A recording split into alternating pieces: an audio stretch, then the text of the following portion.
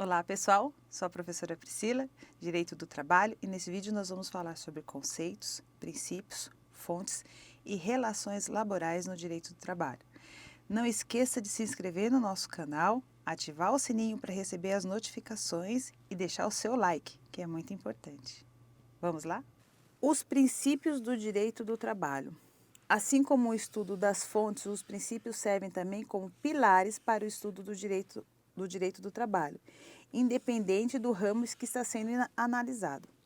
No caso específico do direito do trabalho, para fins da prova da OAB, trago para vocês os seguintes princípios. Princípio da norma mais favorável.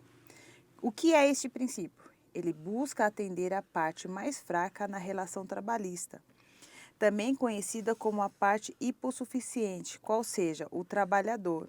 Segundo este princípio, caso haja muitas normas envolvendo determinado assunto, a parte mais favorável ao empregado é a que deve ser aplicada. Princípio indubio pro misero. Simples. Na maioria, interpreta-se a norma de forma mais favorável ao trabalhador, ao empregado. Presta atenção aqui em mim. Estes dois princípios são dois princípios de grande valia e fundamentais no direito do trabalho. Por quê? Sempre que você pensa numa relação de emprego entre empregado e empregador, a parte mais frágil é o empregado. Por que a parte mais frágil é o empregado? Porque o empregador, ele detém o dinheiro, ele detém a empresa, ele manda, ele desmanda, entendeu? Faça as coisas como ele deseja. E o empregado nessa relação, ele está aqui para cumprir ordens.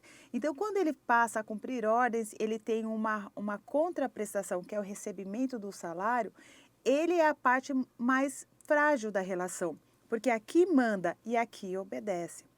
Na Justiça do Trabalho, sempre que houver um conflito de normas, sempre que houver, olha, alguma coisa que deve ser interpretada, deve ser julgada, deve ser uma análise de provas, esta análise é sempre feita de forma mais favorável para o trabalhador. Mesmo com a mudança na legislação trabalhista, essa parte ela passa a ser mais favorável ao trabalhador. É óbvio que hoje, com a nova legislação trabalhista, diminuíram muito as ações trabalhistas, mas isso não quer dizer que o trabalhador deixou de ter direitos. Ao contrário, os direitos permanecem iguais, porém agora com mais nitidez, com mais propriedade, ok? Não vamos mais à justiça apenas por uma aventura. Vamos certo de que nós temos direitos que o patrão deixou de fazer, que o patrão deixou de cumprir e o empregado tem direito àqueles pedidos, ok? Vamos continuar aqui no nosso slide. Princípios da primazia da realidade. Este princípio evidencia que deve-se dar preferência ao que ocorre na prática em relação ao pactuado no contrato de trabalho. Como, por exemplo, podemos citar um trabalhador que em seu contrato realiza a separação de documentos e materiais no almoxarifado, mas na prática ele vai ao banco, faz entregas de produtos aos clientes e atende ligações telefônicas. Neste caso hipotético, a situação real, o que ocorre na prática, altera as condições estipuladas em contrato e gera obrigações trabalhistas ao empregador. Veja bem, este é bem o caso da pessoa que é contratada para uma função e quando ele está na empresa, ele executa várias outras funções. Ele é típico a pessoa de serviços gerais, ok? Ele recebe para fazer essas outras funções? Não. Ele acaba recebendo só um salário para esta. Porém, é o caso de se pedir uma dupla função?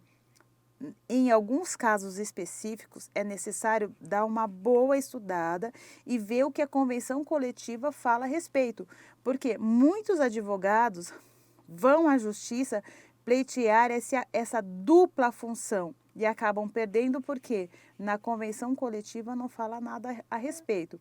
Agora, diferente é o acordo acúmulo de função. Eu fui contratada para fazer A e eu estou fazendo A, B, C e D. Se eu conseguir comprovar que esse A, B, C e D são outras funções que são bem diferentes da A que eu fui contratado, aí sim eu posso até ter uma sentença favorável a este acúmulo de função, ok? Princípio da continuidade da relação de emprego. Este princípio busca garantir a segurança jurídica do trabalhador, de forma a preservar a relação contratual estabelecida entre o empregado e o empregador. A partir deste princípio, entende-se que os contratos de trabalho possuem, em regra, prazo indeterminado, gerando ao trabalhador benefícios, vantagens que se incorporam ao seu patrimônio de acordo com o avanço de negociações coletivas e a própria mutabilidade do direito do trabalho. A exceção a este princípio são os contratos de trabalho temporários e os contratos por prazo determinados. Nós vamos estudar esses dois últimos aqui no decorrer do nosso curso, ok? Tanto o trabalho temporário quanto o trabalho por prazo determinado. Vamos ver agora as fontes do direito do trabalho. O que são fontes do direito do trabalho? As fontes de qualquer ramo do direito servem como pilar para o estudo e a interpretação do que está sendo estudado. No âmbito do direito do trabalho, temos as fontes materiais e as fontes formais. As fontes materiais representam o fato concreto, o acontecimento real, que de alguma forma contribui para o aperfeiçoamento do direito do trabalho.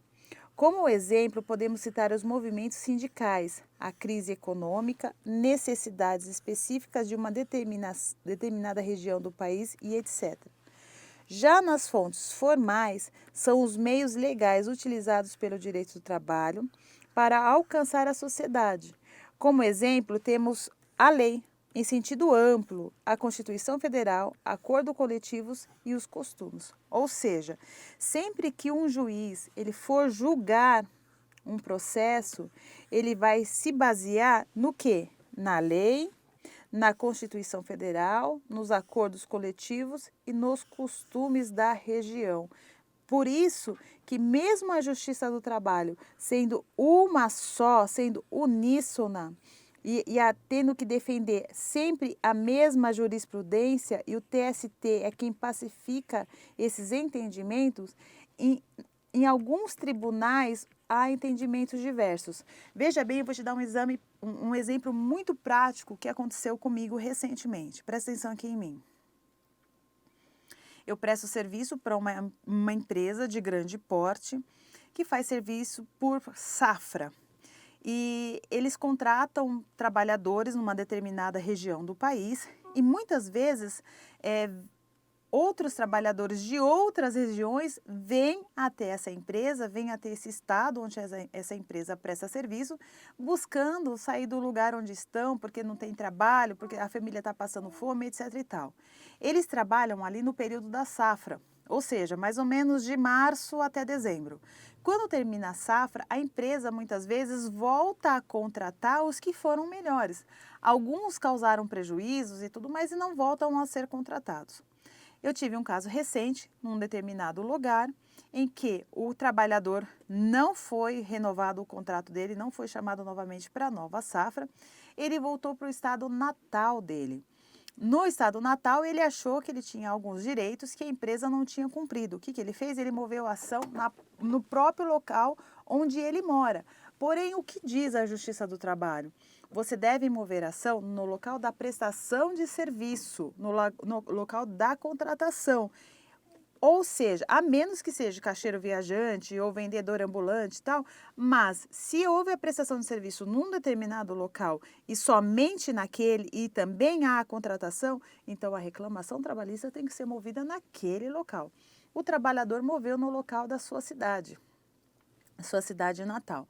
O que nós entramos com uma exceção de incompetência de território, não é incompetência do juiz, o juiz não é incompetente para aquela ação, mas o território onde ele moveu a ação é incompetente, porque a prestação de serviço foi em lugar diverso àquele.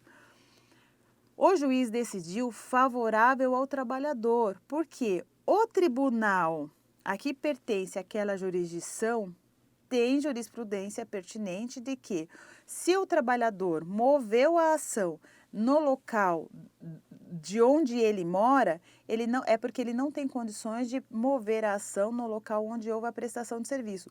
Porém, o TST tem essa jurisprudência pacificada, ou seja, não basta só o tribunal ali, ele resolver a esse respeito e pronto, acabou.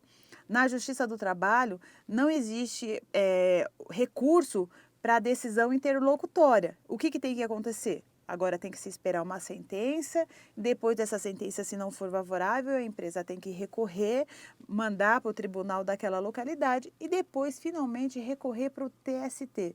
Veja o trabalho que se dá, veja a situação que se dá, porque é uma jurisprudência que o tribunal daquela localidade não respeita o que diz o órgão maior, que é a do TST, ok? Vamos voltar aqui para os nossos princípios e fontes.